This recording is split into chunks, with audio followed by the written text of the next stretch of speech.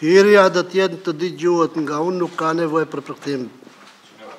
Отварањето на седницата на почетокот на двата јазика јас ќе ви водам, нема потреба од слушалки, затоа што ќе ги читам исто тоа што е предвидено.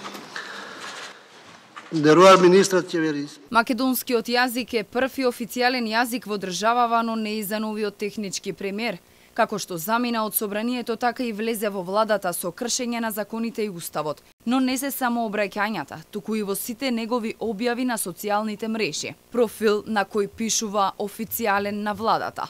Неговите известувања се прво на албански, а потоа на македонски и англиски.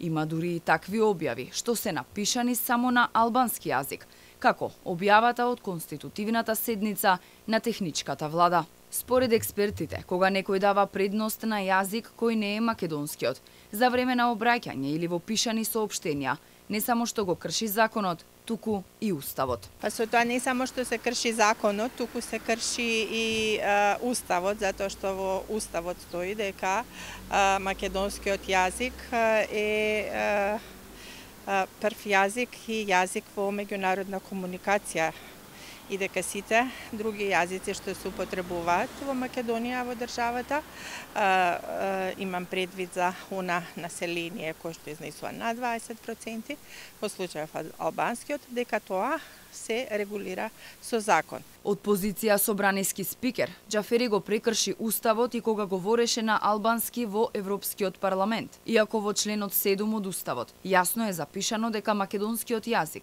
и неговото кирилско писмо се службени за меѓународна употреба. Остри реакции предизвика и мандатниот извештај кој во 200 примероци беше испечатен под покровителство на собранието. Кога беше запрашан зошто е прво на албански, дрско одговори. Каде пишува дека така треба, извештајот е така напишан бидејќи јас така сакав. Талат Џафери по устав и по закон е Талат Џафери.